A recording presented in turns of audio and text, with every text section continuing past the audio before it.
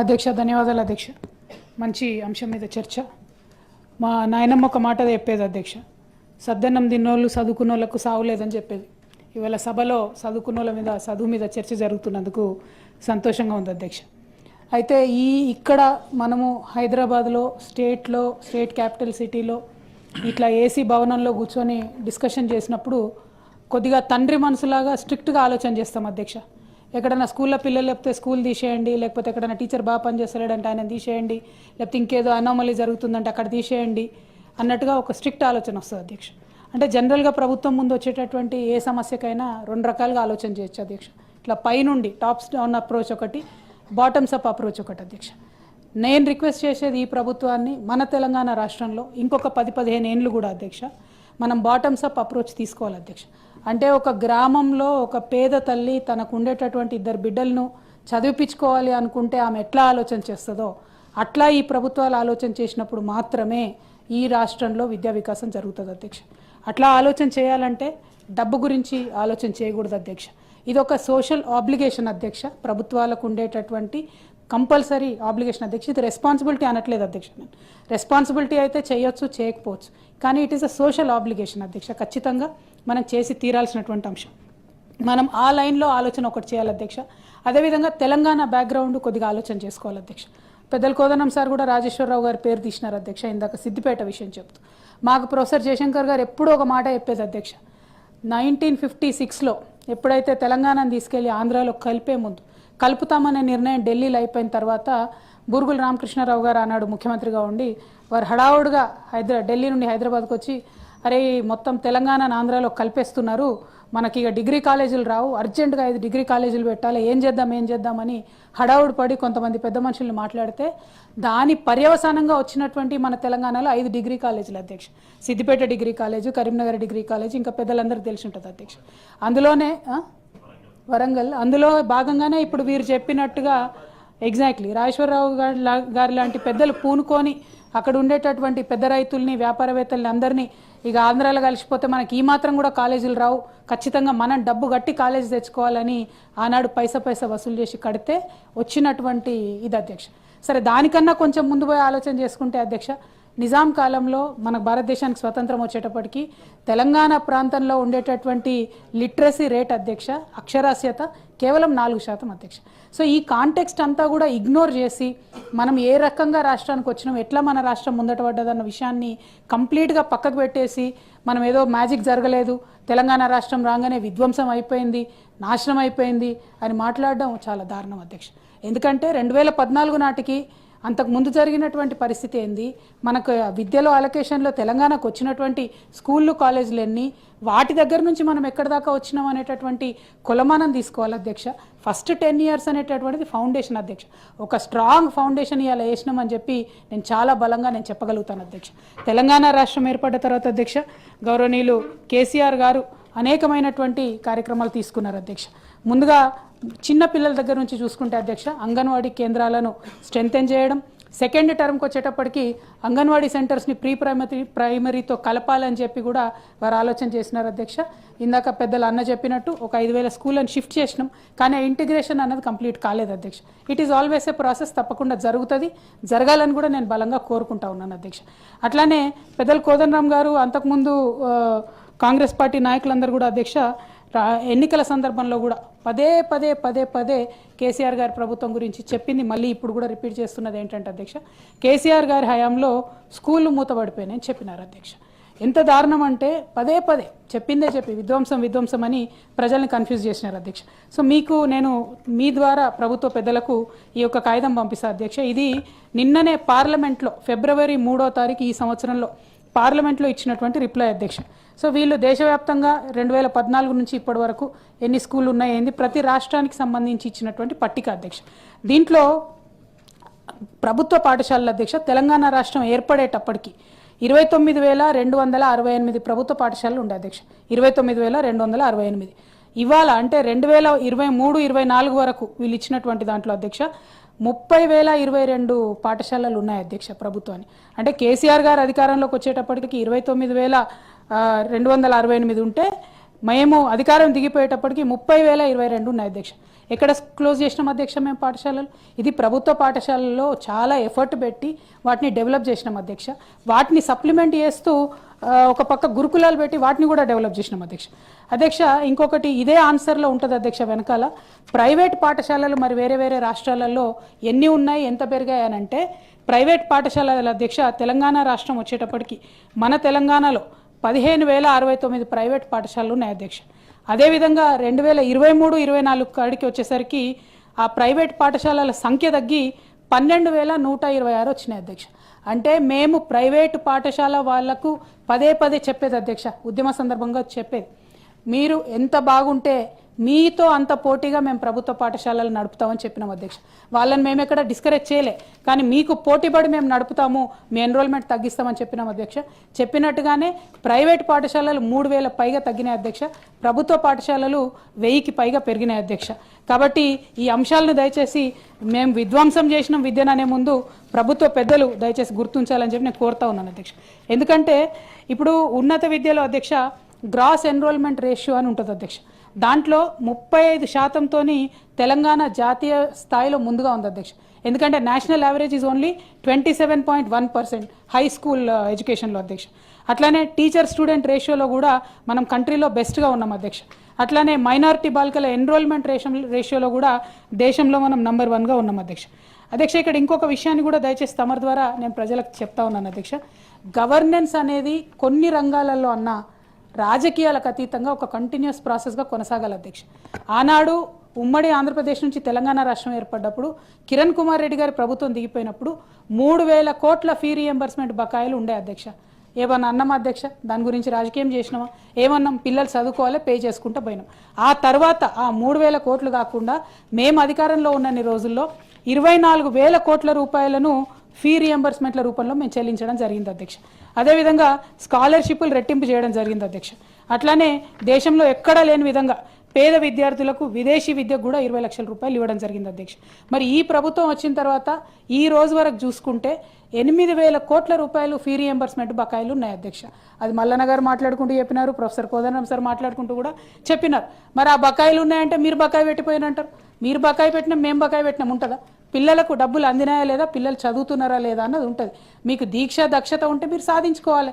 ఇదే క్వశ్చన్ బట్టి విక్రమార్క గారిని ఎన్నికల ప్రచార సందర్భంగా కూడా మీడియా వాళ్ళు అడిగితే ఆయన అన్నది ఏంటంటే, మా కాంగ్రెస్ పార్టీ మాకు అపారమైన అనుభవం ఉంది, మేము ఖచ్చితంగా చేస్తామని చెప్పారు అధ్యక్ష. మరి ఇవాళ ఎందుకు సన్నాయి నొక్కులు నొక్కుతున్నారు? ఇవాళ ఎందుకు 8,000 కోట్ల రూపాయలు పెండింగ్ పెట్టారు? 1,53,000 కోట్లు తీసుకొస్తారు, పెద్ద పెద్ద కాంట్రాక్టర్లకు 30,000 కోట్లు కడతారు, పిల్లలకు కట్టడానికి మీకు మనసు ఎందుకు వస్తలేదని నేను సూటిగా ప్రభుత్వాన్ని ప్రశ్నిస్తూ ఉన్నాను అధ్యక్ష. అదేవిధంగా అధ్యక్ష మనం చూసుకున్నట్టయితే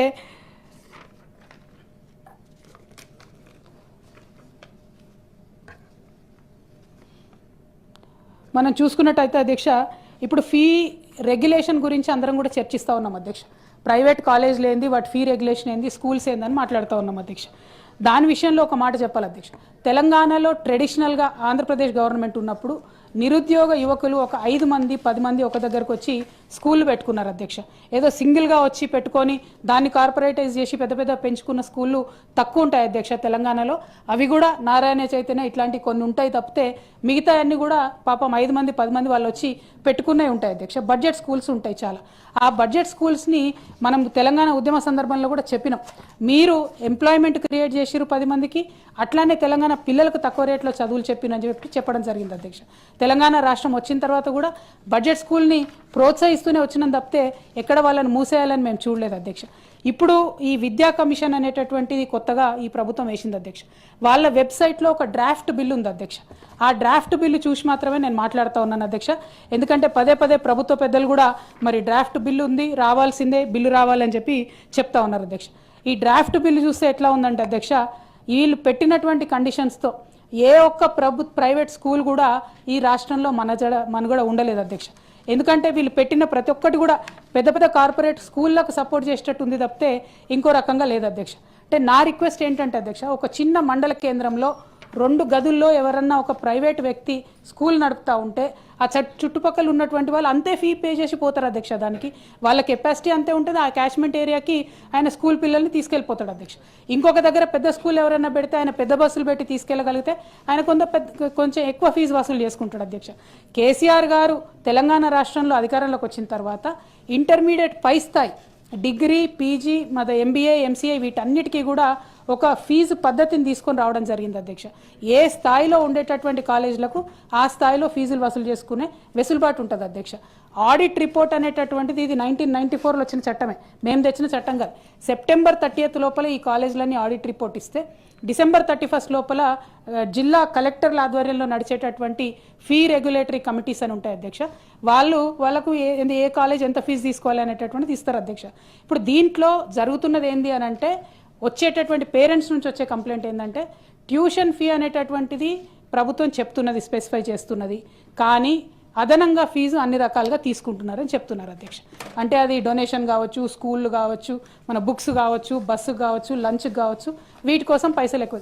వాటిని ఎట్లా రెగ్యులేట్ చేయాలని ఆలోచించాలి కానీ మొత్తానికే ప్రైవేట్ విద్యా సంస్థల గొంతు నొక్కేద్దామంటే అధ్యక్ష ఇవాళ 36 లక్షల మంది పిల్లలు ప్రైవేట్ స్కూళ్ళలో ఈ తెలంగాణ రాష్ట్రంలో చదువుతున్నారు.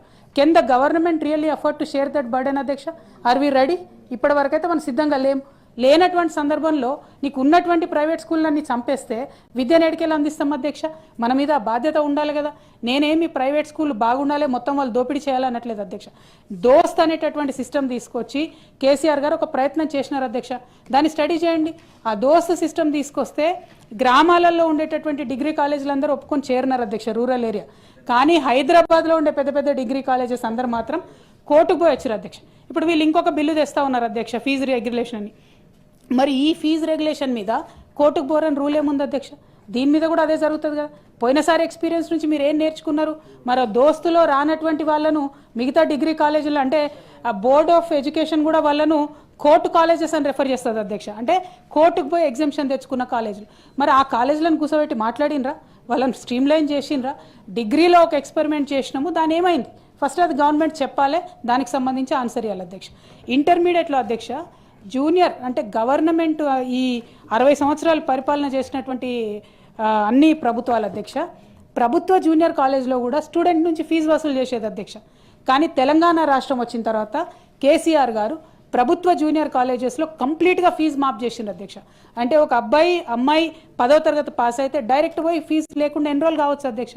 అట్లా చేస్తే ఇమీడియట్ రిజల్ట్ అధ్యక్ష 1,00,000 మంది ఎక్కువ ఎన్రోల్మెంట్ ప్రభుత్వ జూనియర్ కాలేజీలలో వచ్చింది అధ్యక్ష. ఈ అన్ని అంశాలను పక్కకు పెట్టేసి మీరు మొత్తం విద్యను విధ్వంసం చేసిండ్రు, నాశనం చేసిర్రు అని మాట్లాడేటటువంటి మాటల్ని నేను తీవ్రంగా ఖండిస్తూ ఉన్నాను అధ్యక్ష. ఏదైతే మేము డిగ్రీ కాలేజెస్కి ఇంటర్మీడియట్ పైన ఉన్నటువంటి అన్ని విద్యా సంస్థలకు ఒక విధానం తీసుకొచ్చినామో దాంట్లో ఎదురైన లోపాలేంటి స్టడీ చేసి ఇంటర్మీడియట్కి మిగతా స్కూల్స్కి కూడా ఆ విధానం తీసుకురావాలని చెప్పి నేను డిమాండ్ చేస్తూ ఉన్నాను అధ్యక్ష. అదేవిధంగా అధ్యక్ష ఇవాళ డిగ్రీ కాలేజెస్ విద్య మొత్తం విధ్వంసం అయిపోయిందని పెద్దలు కోదనం సార్ చెప్పినారు అధ్యక్ష. ప్రైవేట్ కాలేజెస్లో డిగ్రీలు చదివేటటువంటి పిల్లలకి ఫీ రియంబర్స్మెంట్ విషయంలో అధ్యక్ష ముందు రాజశేఖర రెడ్డి గారు ప్రారంభించినప్పుడు 9,000, 10,000 మాత్రమే ఇచ్చేది అధ్యక్ష. కేసీఆర్ గారు వచ్చిన తర్వాత ఈ ఎడ్యుకేషన్ ఇబ్బంది అవుతుంది పిల్లలకు అని చెప్పి దాన్ని 14,000కు పెంచినారు అధ్యక్ష. అట్లా 14,000కు పెంచినాం కాబట్టే ప్రైవేట్ డిగ్రీ కాలేజెస్ అక్కడక్కడైనా బతుకునే అధ్యక్ష. వాటిని ఇప్పుడు మీరు పూర్తిగా చంపకండి దయచేసి, వాటికి సంబంధించి వాళ్ళు పిలిచి మాట్లాడండి. మరి కోర్టుకు పోయినటువంటి కాలేజీలు ఎందుకు ఎగ్జామ్షన్ వస్తున్నాయి, వాళ్ళు ఇష్టం వచ్చినట్టు ఎట్లా ఫీ చార్జ్ చేసుకుంటారు, మిగతా వాళ్ళది ఏంది అన్నటువంటి విషయాన్ని ప్రభుత్వం దయచేసి సీరియస్గా తీసుకోవాలి అధ్యక్ష. ఎంతసేపు బీఆర్ఎస్ ప్రభుత్వం మీద పడి ఏడిస్తే మీరు చేసే పని చేయండి. ఇంకొక విషయం అధ్యక్ష, యూనివర్సిటీలలో మీరు ఏది కూడా ఎన్రోల్మెంట్ చేయలేదు మీరని చెప్పారు అధ్యక్ష.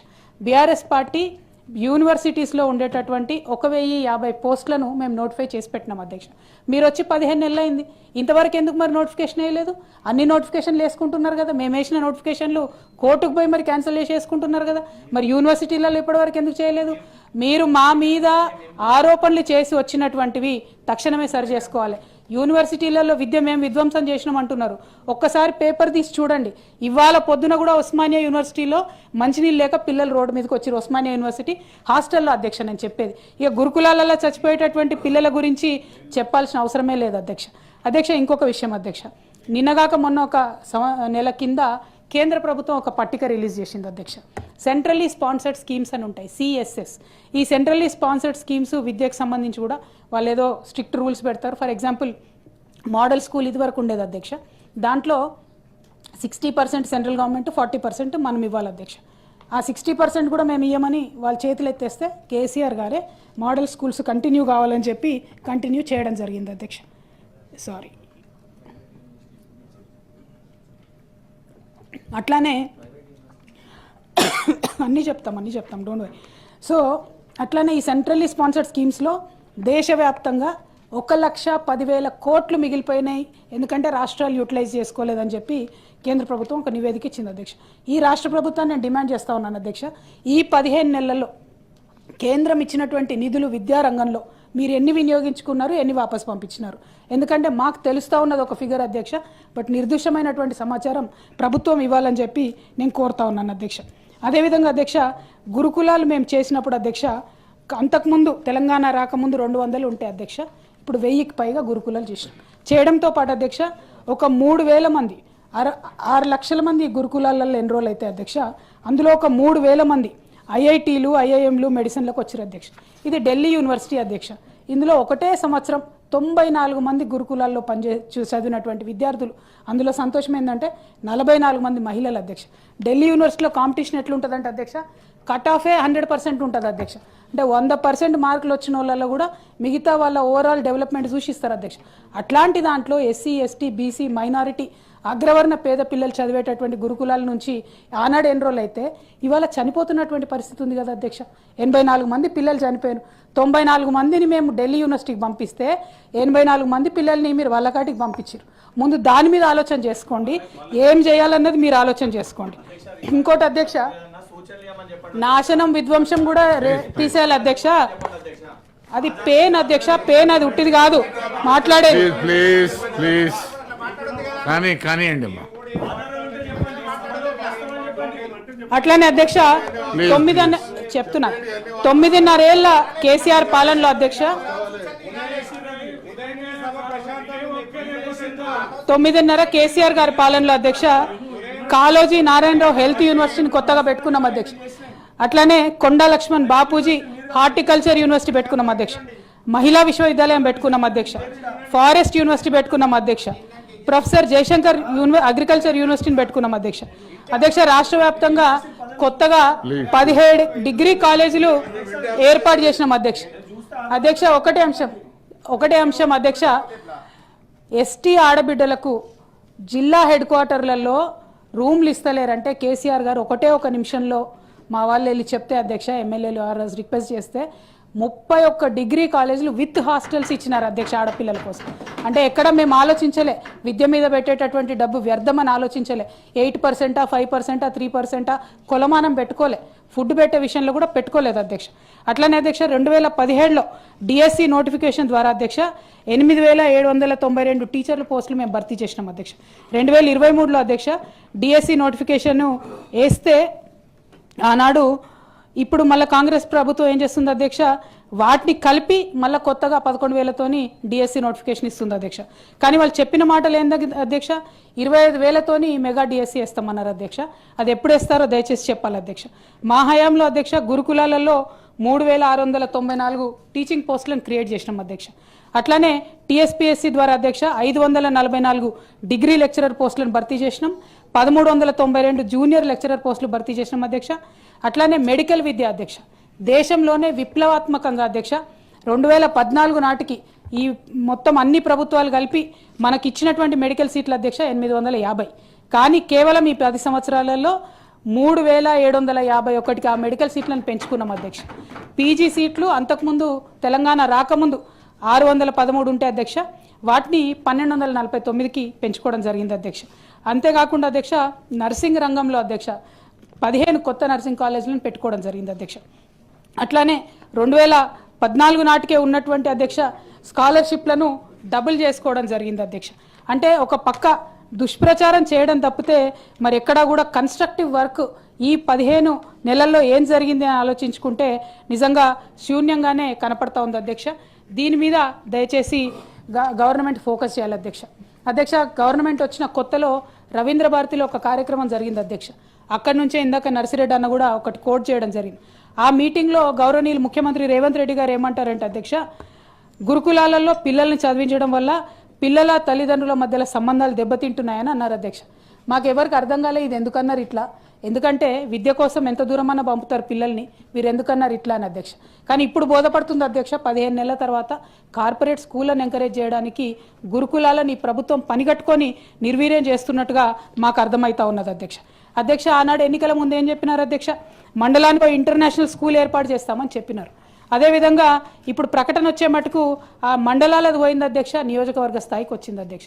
ఆ నియోజకవర్గాలలో కూడా ఇచ్చింది 58, మొత్తం నియోజకవర్గాలలో స్కూల్స్ ఇయలే. ఆ 58లో ఏంది, ఒకటి ఆసిఫాబాద్ ఒకటే బీఆర్ఎస్ ప్రాతినిధ్యం వహించేది అధ్యక్ష, మిగతా అన్ని కూడా కాంగ్రెస్ పార్టీ ప్రాతినిధ్యం వహిస్తున్న నియోజకవర్గాలు అధ్యక్ష. అంటే ముఖ్యమంత్రి గారికి వారి పార్టీ ఎమ్మెల్యేలు ఉన్న దగ్గర మాత్రమే ఈ ఇంటర్నేషనల్ స్కూల్స్ ఇస్తారా, మిగతా తెలంగాణ ప్రజలతో వారికి సంబంధం లేదా? దయచేసి ప్రభుత్వానికి ఇది సరిపోదు, కరెక్ట్ కాదు అనేటటువంటిది నేను రిక్వెస్ట్ చేస్తా ఉన్నాను అధ్యక్ష. ఇక విద్యా కమిషన్ ఉన్నది అధ్యక్ష. విద్యా కమిషన్ వాళ్ళ వెబ్సైట్లోనే పెట్టినటువంటి రిపోర్ట్ నుంచే నేను కోట్ చేస్తా ఉన్నాను అధ్యక్ష. విద్యా కమిషన్ను ప్రభుత్వమే ఏర్పాటు చేస్తుంది అధ్యక్ష.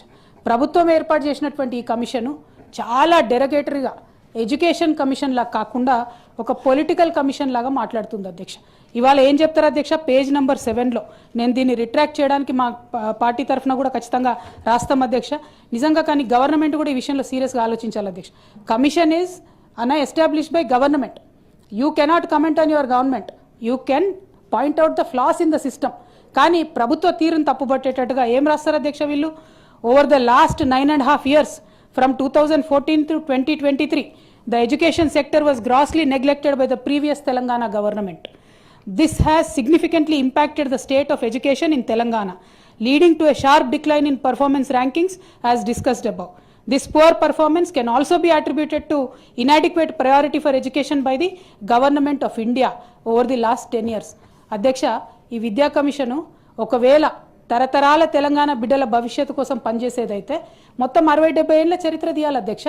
10 ఏళ్ల సెలెక్టివ్ చరిత్ర ఎట్లా తీస్తారు? And who are you to comment on union government and erstwhile Telangana government? You can point out any సిస్టంలో ఫ్లా ఉంటే పాయింట్అవుట్ చేయాలి అధ్యక్ష. కన్స్ట్రక్టివ్ క్రిటిసిజం ఉండాలి. ఇదేం పొలిటికల్ కమిషన్ అధ్యక్ష?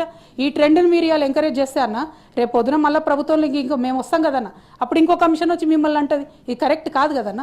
ఏమంటే ప్రభుత్వం ఏర్పాటు చేసిన కమిషను ప్రభుత్వానికి లోబడి సూచనలు ఇవ్వాలి, ప్రజల పక్షాన్ని ఇవ్వాలి తప్పితే పొలిటికల్గా ఇవ్వద్దు అధ్యక్ష.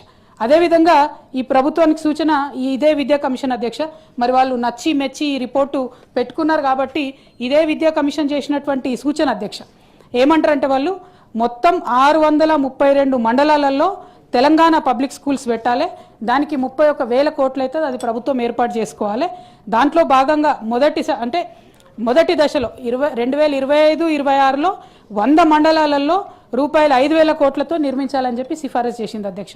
మరి ఈ సిఫారసుకి ఈ ప్రభుత్వం ఈ బడ్జెట్లో పెట్టింది 100 కోట్లు అధ్యక్ష. ఇదే విద్యా కమిషన్ 5,000 కోట్లు పెట్టమని చెప్తే వీళ్ళు పెట్టింది 100 కోట్లు అధ్యక్ష. మరి విద్యా కమిషన్ వేసింది ఎందుకు అధ్యక్ష? మీరు సీరియస్ ఉన్నారా లేదా? మరి పిల్లల భవిష్యత్తు మీద ఏం ఆలోచన ఉంది ప్రభుత్వానికని దయచేసి తెలియజేయాలి అధ్యక్ష. అట్లానే అధ్యక్ష, ప్రభుత్వ పాఠశాలలను ఎట్టి పరిస్థితుల్లో మూసేయొద్దని చెప్పి విద్యా కమిషన్ సిఫారసు చేసింది అధ్యక్ష. మా హయాంలో మేము మూసేయలేదు అధ్యక్ష. మీకు ఇప్పుడే పార్లమెంట్ ఆన్సర్ చూపించినా మేము పెంచినాం. ఇప్పుడు ఈ ప్రభుత్వం ఈ 15 నెలల్లో అధ్యక్ష 1913 ప్రభుత్వ పాఠశాలను మూసేసింది అధ్యక్ష.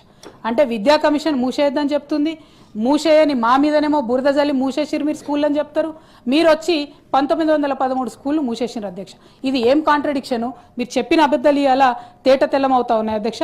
అట్లానే మండలానికో ఇంటర్నేషనల్ స్కూల్తో పాటు విద్యార్థులకు 5 లక్షల చొప్పున విద్యా భరోసా కార్డులు ఇవ్వాలన్నారు అధ్యక్ష. ఇస్తామన్నారు, అది లేదు అధ్యక్ష. 18 ఏళ్ళు నిండినటువంటి విద్యార్థులకు స్కూటీలు ఇస్తామన్నారు అధ్యక్ష. దాని మీద ఊసలేదు అధ్యక్ష. 10వ తరగతి నుండి పీజీ వరకు పూర్తి చేసిన విద్యార్థులందరికీ దఫాలుగా అంటే చెప్పినారు అధ్యక్ష. 10th క్లాస్ అయిపోతే 10,000, ఇంటర్మీడియట్ అయిపోతే 25,000, డిగ్రీ పాస్ అయితే 50,000, పీజీ పాస్ అయితే 1 lakh. ఎక్కడా కూడా ఈ బడ్జెట్లో దాని మీద ప్రస్తావన లేదు అధ్యక్ష. అదేవిధంగా అధ్యక్ష, మరి అసెంబ్లీ సాక్షిగా జాబ్ క్యాలెండర్ అమలు చేస్తామని చెప్పినారు అధ్యక్ష. దాని మీద మాటనే లేదు అధ్యక్ష, ఊసే లేదు అధ్యక్ష. ఇటువంటి అంశాలన్నీ కూడా పెట్టుకొని మరి ఉల్టా విధ్వంసం జరిగింది మా దగ్గర అని చెప్పడం నిజంగా అన్యాయం అధ్యక్ష. అట్లనే ఇంకొక మాట తమరికి మనవి చేయాలి అధ్యక్ష. మన బీఆర్ఎస్ ప్రభుత్వం హయాంలో తెలుగు భాషను కంపల్సరీ చేసినాం అధ్యక్ష. స్కూళ్ళలో ఏం చేసినామంటే రెండవ భాషగా ఇప్పుడు తెలుగు అమలవుతున్నది అధ్యక్ష. నిజానికి రెండవ భాషగా సెకండ్ లాంగ్వేజ్గా అమలవుతున్నది కాబట్టి సులభంగానే ఉంది అధ్యక్ష. కానీ కొంతమంది పేరెంట్స్ వాళ్ళ పిల్లలు ఎవరైతే సిబిఎస్ఈ, ఐఎస్సి, ఐబీ చదువుతున్నారో వాళ్ళ పిల్లలు ఎవరైతే ఫండమెంటలీ నాన్ తెలుగు రెసిడెంట్స్ ఇక్కడ సెటిల్ అయినటువంటి వాళ్ళు రిక్వెస్ట్ చేస్తూ ఉన్నారు అధ్యక్ష, దీన్ని థర్డ్ లాంగ్వేజ్ మార్చండి అని. కానీ నా రిక్వెస్ట్ ఏంటంటే అధ్యక్ష, ఇది సెకండ్ లాంగ్వేజ్గానే ఉండాలి. ప్రభుత్వం దాన్ని పుస్తకాలను అచ్చువేసి ఇమీడియట్గా ప్రభుత్వాలకు ఇవ్వాలి అధ్యక్ష, ఆ స్కూల్స్కి ఇవ్వాలి అధ్యక్ష. థర్డ్ లాంగ్వేజ్ చేస్తే బోర్డ్ ఎగ్జామ్ ఉండదు. దాంతో ప్రైవేట్ స్కూల్స్ చాలా మటుకు ఎక్కడ కూడా టీచర్లను కూడా పెట్టేటటువంటి పరిస్థితి ఉండదు అధ్యక్ష. కాబట్టి ఎట్టి పరిస్థితులలోనూ కూడా ఈ తెలుగు సెకండ్ లాంగ్వేజ్గా ఉన్నదాన్ని దయచేసి ఉంచండి. ఆ పాఠ్య పుస్తకాలన్నిటి కూడా విరివిగా అవైలబుల్గా ఉండేటట్టుగా చేయమని చెప్తా ఉన్నాను అధ్యక్ష.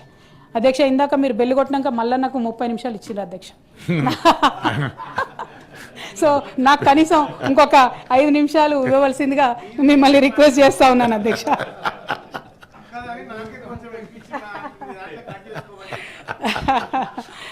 అయితే అధ్యక్ష, ఇంకా ఆల్మోస్ట్ చెప్పేవన్నీ చెప్పినాం అధ్యక్ష. బట్ పర్టికులర్గా మా నిజామాబాద్లో ఒక ఎఫర్ట్ చేసినాం అధ్యక్ష. మేము ఇదివరకు బ్లైండ్ చిల్డ్రన్ కోసం కూడా ఒక పార్క్ క్రియేట్ చేసినాం అధ్యక్ష. అంటే భవిత స్కూల్స్ అని పెట్టి వాటిని కంప్లీట్గా నిన్న మొన్న అక్క వానక్క కూడా మాట్లాడినారు. స్పెషల్లీ నీడ్స్ ఉండేటటువంటి కిడ్స్ అందరికి కూడా మేము పెట్టడం జరిగింది అధ్యక్ష. 629 పాఠశాలలు ఉన్నాయి అధ్యక్ష, అవి రాష్ట్ర వ్యాప్తంగా. వాటి మీద కొంచెం బడ్జెట్ ఇంకొంచెం స్పెండ్ చేసి గవర్నమెంట్ ఫోకస్ చేయాలని చెప్పి నేను కోరుతా ఉన్నాను అధ్యక్ష. అట్లనే ఆర్ట్స్ ఎడ్యుకేషన్ అధ్యక్ష, మనకు చాలా ఫోకస్ తగ్గిపోతూ ఉంది అధ్యక్ష, దాని మీద కొంచెం పెంచవలసింది కోరుతా ఉన్నాను అధ్యక్ష. అట్లనే మేము ఈసారి అధికారంలోకి వస్తే అగ్రవర్ణ పేదలకు కూడా సపరేట్గా గురుకులాలు పెట్టాలని అనుకున్నాం అధ్యక్ష. ఇంకా కూడా ఆ డిమాండ్ చాలా చోట్ల కనపడతా ఉంది. మరి ఇంటిగ్రేటెడ్ వీటిలలో అగ్రవర్ణ పేద పిల్లలకు ఖచ్చితంగా అవకాశం ఇచ్చే విధంగా ప్రభుత్వం ఆలోచన చేయవలసిందిగా నేను కోరుతా ఉన్నాను అధ్యక్ష. అధ్యక్ష, అట్లనే మన ఊరు మనబడి అధ్యక్ష, మనందరికీ ఉన్నటువంటి ప్రాబ్లం మీకు తెలుసు. అందులో దాదాపు 2000 స్కూల్స్లలో ఆనాటి బీఆర్ఎస్ ప్రభుత్వం 3,497 కోట్ల రూపాయలు శాంక్షన్ చేస్తే అధ్యక్ష, అందులో 2,492 కోట్ల వరకు వాల్యూ వర్క్ జరిగిందని చెప్పి ఈ ప్రభుత్వం ఒప్పుకుంది అధ్యక్ష. కానీ అందులో సగం మాత్రమే, అంటే ఓన్లీ 1114 crores రిలీజ్ చేసినారు అధ్యక్ష. మిగతా అమౌంట్ పెండింగ్ ఉంది. దయచేసి దాన్ని రిలీజ్ చేసి ఆ స్కూల్స్ని, ఆ వర్క్ చేసినటువంటి వాళ్ళను ఫ్రీ చేయవలసిందిగా ఒకటి రిక్వెస్ట్ చేస్తున్నా అధ్యక్ష.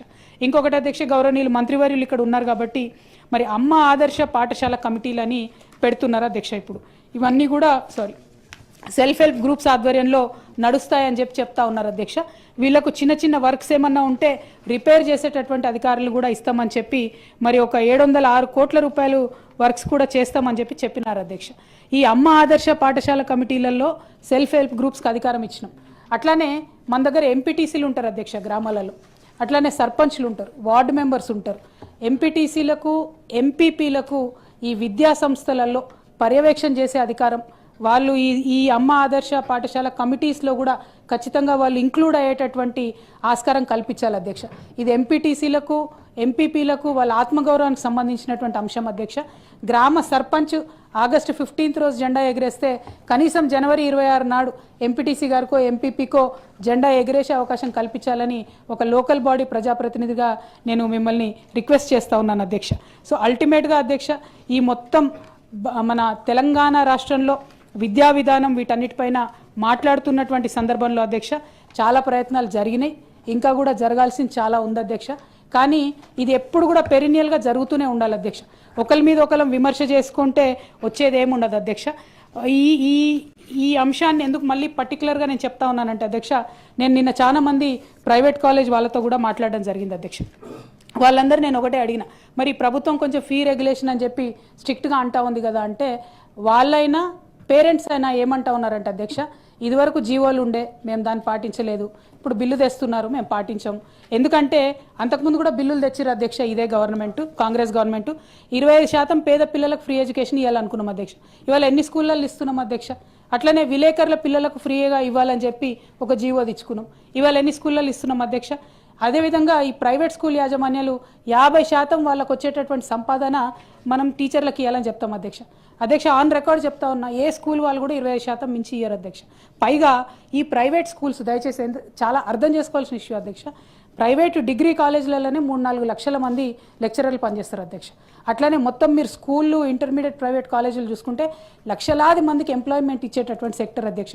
దీనికోసం మీరు ఆగమాగమైపోయి ఫీజు రెగ్యులేటరీ బిల్ అని ఒకటి తీసుకొచ్చి ఎట్లయితే హైడ్రాతో రియల్ ఎస్టేట్ అంతా నాశనం చేసిరో మళ్ళీ ఇట్లాంటి బిల్లు తెచ్చి ప్రైవేట్ విద్యా వ్యవస్థని దయచేసి నాశనం చేయకండి. లక్షలాది మంది పిల్లలు, లక్షలాది మంది టీచర్లు చదివేటటువంటి ఇన్స్టిట్యూట్స్ కాబట్టి కేర్ఫుల్గా, జాగ్రత్తగా స్టేక్ హోల్డర్స్ని పిలిచి మాట్లాడండి అని కోరుతా ఉన్నాం అధ్యక్ష. విద్యా కమిషన్ ఇంతవరకు ఏవిఎన్ రెడ్డి అన్న చెప్పారు, మొన్న నర్సారెడ్డి అన్న చెప్పారు, మన ప్రొఫెసర్ కోదండరామ్ గారు ఉన్నారు, కనీసం ఎమ్మెల్సీలను కూడా పిలిచి వాళ్ళ ఒపీనియన్ తీసుకోలేదు అధ్యక్ష. మరి విద్యా కమిషన్ మెంబర్స్ తక్కువ కేపబుల్ అని నేను అంటలేను, unless and until you bring everybody to the table. అది ప్రాక్టికల్ ఇంప్లిమెంటేషన్ కాదు అధ్యక్ష. బిల్లులు ఎన్నన్నా రాసుకోవచ్చు, కళలు ఎన్నన్నా కనొచ్చు, ఓన్లీ అది ప్రాక్టికల్గా ఇంప్లిమెంట్ అయ్యి ఫ్రూట్స్ ప్రజలకు పోతేనే బాగుంటుంది. కాబట్టి ఈ ప్రభుత్వాన్ని మళ్ళీ కోరుతున్నా, హైడ్రాతో మీరు చేసిన మిస్టేక్ని ఈ ఫీ రెగ్యులేటరీ బిల్లుతో విద్యారంగంలో చేయొద్దు. Thank you. జై తెలంగాణ.